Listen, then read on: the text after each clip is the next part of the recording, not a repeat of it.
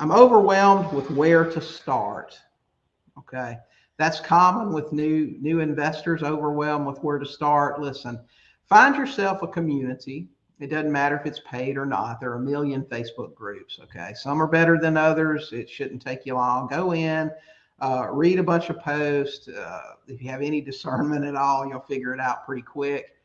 But go in, watch some YouTube videos, find something that appeals to you. When I got started, I looked at everything. I didn't know what any of these terms were. I'm telling you, you talk about a newbie. I was, the only thing I knew about real estate at the time, I think I had bought 3 homes, personal residences, and all I knew was that qualifying for a loan was a miserable process. And I showed up at an attorney's office at the end of it all. I wrote a check and I signed a stack of paper this thick that I couldn't read anything. He just said, sign here, sign here, sign here. And I just suspected that if I said, hey, I want to read this stuff, I would have gotten some disapproving looks. So I signed all the paperwork and I had a house, and that's how it worked. So I knew absolutely nothing about how financing worked, especially creative finance.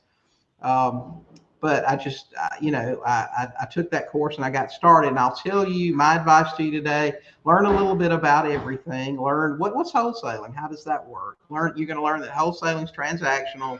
You get a payday, and then you got to be working on the next one. Okay. But I knew I wanted to replace my job. I wanted cash flow, but I didn't want to be a landlord. I didn't want people calling me day and night if something went wrong, the air conditioner broke, something like that. So what can I do? So I quickly settled on that I wanted to do something like owner financing, where you just create the paper, you get the down payments, you get the cash flow, and that's what we settled on. To start with, learn what you think it is you want to do, and then just start having conversations with sellers. Just get on the phone with them, talk to them about their house, go look at some houses. You'll feel like later maybe it was a waste of time, but it's really not when you're getting started.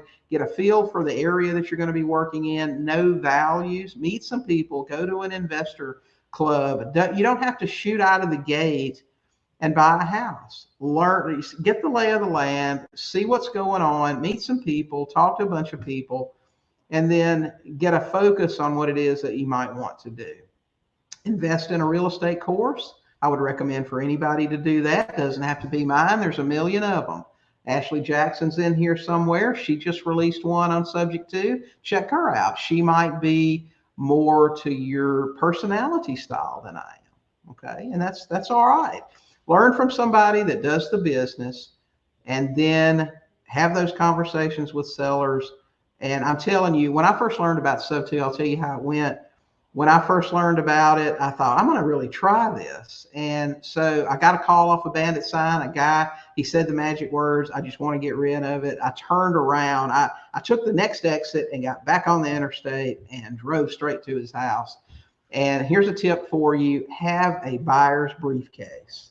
Because when somebody calls you, you don't have to go get any paperwork or do anything. I had a buyer's briefcase. I had, at the time, I was carrying promissory notes, contracts to buy, contracts to buy with lease option, rental applications, just a whole bunch of different things, anything you might need. If somebody approached me, if I was at a house we had bought and they said, man, I really want to buy this house, you know what, I can go out to the truck, fill out a sales agreement for this pro seller, because they're different. Pro seller contracts, pro buyer contracts. Have all of that stuff with you all the time. I drove out to his house, got it, man, I'm getting a divorce. I can't make the payments on the house. They're current now, but I can't keep making them. We wrote up a contract right then, bought his house, made $28,000 off the first Sub 2, and didn't do it 100% right, messed up the deed, did a bunch of stuff wrong. But anyway, it all worked out in the end. So if you're confused about where to start, just start on YouTube, start in Facebook groups, start talking to sellers. When you see what you're really interested in, invest in some education and take action. Every day, do something to get further along. Stop watching Netflix so much. So I hope that helps. I don't know. Hey guys, thanks for watching. while you're here, don't forget to hit the subscribe button and check out these other great videos and podcast episodes.